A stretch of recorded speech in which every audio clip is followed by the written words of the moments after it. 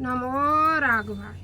जय श्री सीताराम, जय श्री सीताराम। चित्रकूट पीठाधीश्वर की भावार्थ बोधनी, जिसका हम और आप पाठ श्रवण कर रहे हैं बड़े भक्ति भाव से।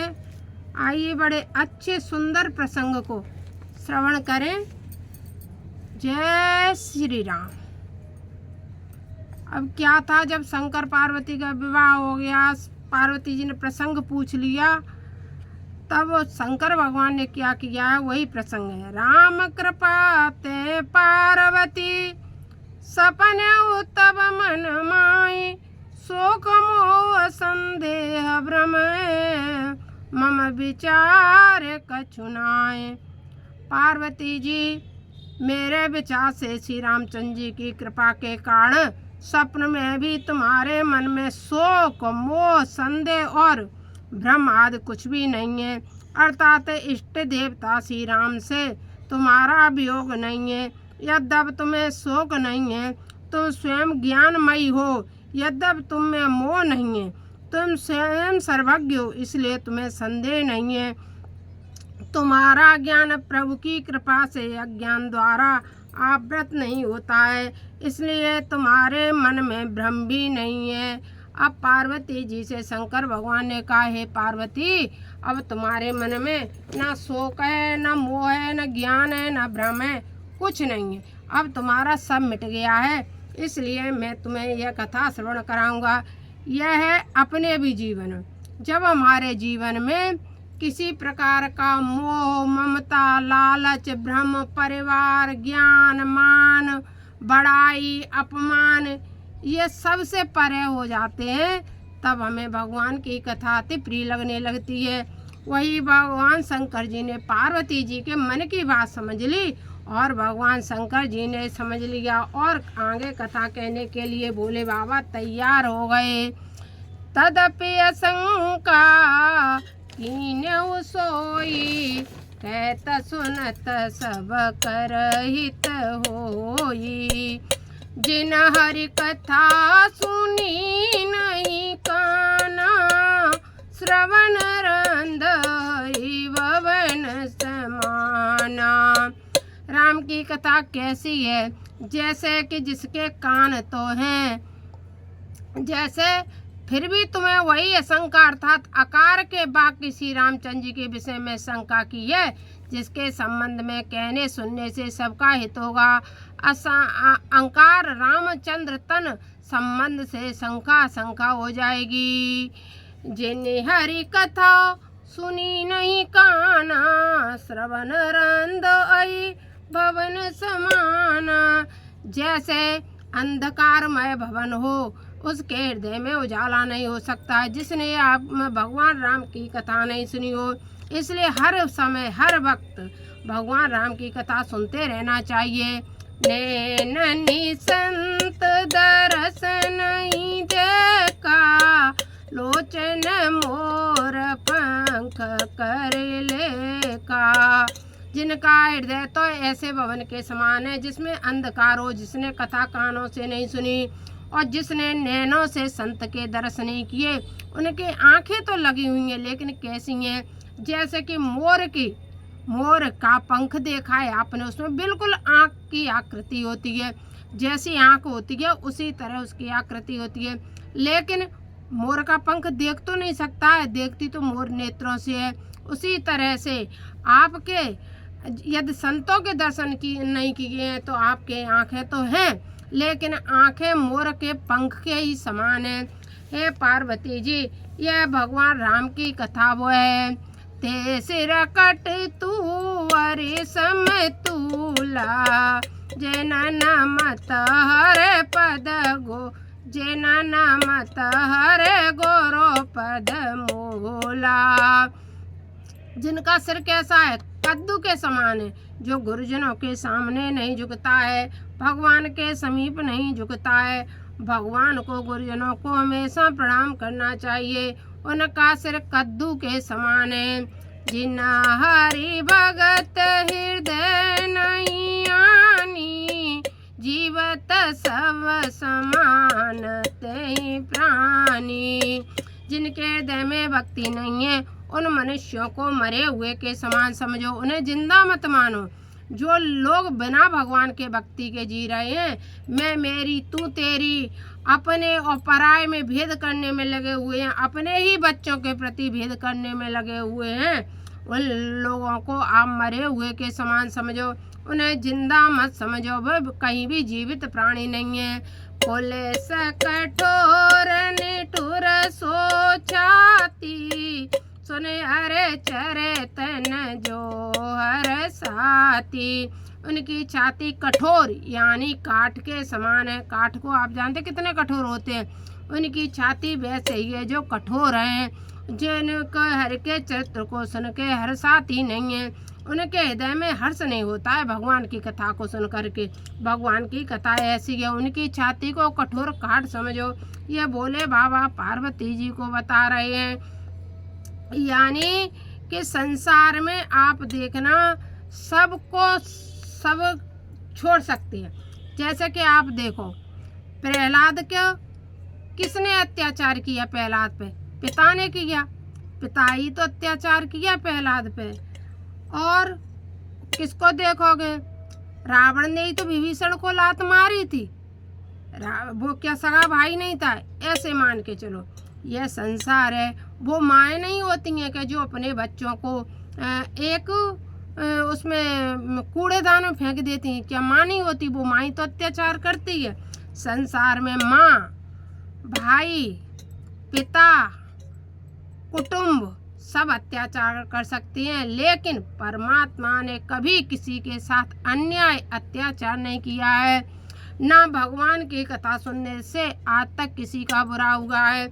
इसलिए भगवान की कथा सुनना चाहिए। संत ने आज तक दिया होगा उसको दिया ही होगा, चाहे सेवा भाव प्रेम से की हो या कैसे भी की हो, फिर भी संत ने किया होगा। और हम सबका त्याग भी कर सकते हैं। तजो पिता प्रहलाद विभीषण, परत बंधु महतारी महतारी। भगवान के लिए सबका त्याग कर दो।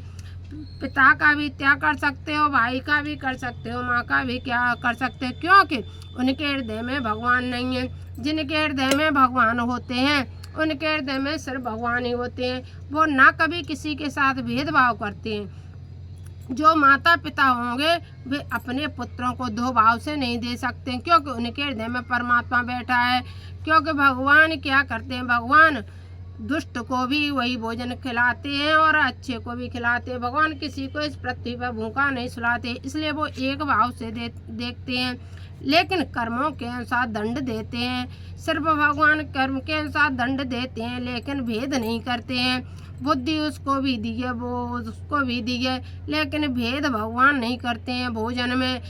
तो हमारी जो निजी संपत्ति है उसमें हमें भेद कहाँ से आ गया कि हम इस पुत्र को संपत्ति दे दें उस पुत्र को नहीं दें, क्योंकि हमारे हृदय में परमात्मा नहीं है। जो यदि परमात्मा होगा तो हम बच्चों में भेद बुद्धि नहीं कर सकते हैं, चाहे वो कुछ भी हो। ऐसे ही जिसके हृदय में भगवान होगा वह भगवान की कथा सुनने के बाद कहीं कोई भी किसी भी जगह गलत रास्ते पे नहीं जाएगा, गलत रास्ते पे नहीं चलेगा। इसलिए पार्वती जी संसार में सबसे अधिक संतों के दर्शन करना, संतों की सेवा करना, भगवत नाम जपना और जो गुरुजन है उनकी संगत करना, क्योंकि गुरुजनों की संगत से हमें ज्ञान मतलब भक्ति प्राप्त होती है। संतन के संग लागे रे तेरी बिगड़ी बनेगी। संतों के संग सब, इसलिए गुरुजनों के सामने शीश नहीं झुकता है, वो कद्दू के समान है। गिरिजा सुनो राम के लीला, सुरहित धनुज विमोहन शीला। हे गिरिजा राम की लीला सुनो, सुरहित धनुज विमोहन शीला। देवता देवी संपत्ति वालों के लिए हितैषी तथा दैत्य तथा आसुरी संपत्ति वालों को सहसे विमोहित कर देती है। जो संपत्ति के मद में रहते हैं उन्हें जल्दी माया जाल में जकड़ लेती है। यह कथा सहजता से नहीं प्राप्त होती है। राम कथा सुर धेनु समय, सेवत सब सुख दान, संत समाज सुर लोक सब, को न सुने अस जान। इसको संत भी सुनते हैं। यह कथा क्या कामधेनु के समान। कामधेनु क्या करती है कि जो हमने कहा वही हमें प्राप्त हो जाता है, यह कामधेनु करती है। यही राम कथा का फल है, जो हम चाहते हैं वही हमें प्राप्त हो जाता है। इसलिए राम कथा हमें सुनते रहना चाहिए, हमें श्रवण करते रहना चाहिए। राम कथा के समान संसार में कुछ नहीं है, इसलिए राम कथा हमें हमेशा सुननी चाहिए। राम कथा बहुत ही हमारे हित की है, हमारे जीवन को सुधारने वाली है। राम कथा ही सब कुछ है, वरना न आँखों का कुछ, न कानों का कुछ, न नेत्रों का कुछ, न सिर का कुछ, हाथ पाँव किसी का भी कुछ नहीं अस्तित्व। ये सब लगे रहेंगे लेकिन किसी काम के नहीं है। राम कथा सुंदर कर तारी, संस वियंग ओढ़ावन आरी। राम कथा क्या है? हमारे संशय, जितने भी मन में संशय होते हैं उन सब संशयों को समाप्त कर देती है। राम कथा कल बिटप कुठारी, सादर सुनी गिरिराज कुमारी। हे गिरिराज कुमारी, हे मालय की बेटी, तुम इस कथा को बड़े सादर भक्ति भाव और प्रेम से सुनो। इसके समान कोई दूसरा संसार में कुछ नहीं है। राम कथा सुंदर कर तारी, जैसे राम कथा ऐसे बजती है ना, ऐसे जब जैसे पक्षी बैठा हो कहीं भी हम ताली बजा दें तो वो उड़ जाता है, उसी तरह से हमारे मन रूपी संशय जो हैं अंदर, उन सबको उड़ाने वाली क्या है? राम कथा है। इसलिए राम कथा में सुनते रहना चाहिए। कह रहे हैं बड़े सादर और प्रेम भाव से, हे गिरिजा तुम इसे श्रवण करो। राम नाम गुण चरित सोहाए, जन्म कर्म गणित सुते गाए। जतानंत राम भगवान, तथा कथा कीरत गुण नाना। तदपि जथा सुत जसमति मोरी, कहो देखी प्रीति अति तोरी। हे गिरिजा तुम्हारी प्रीति को देख करके जो मेरी मति में है वो सब मैं तुम्हें एक एक करके पूरे प्रसंग सुनाऊंगा। उमा प्रश्न तब सेज सुआए, सुखद संत सम्मत मोए भाए। एक बात नहीं मोए सुआनी, तदपि मोह अवस कहे ओ भवानी।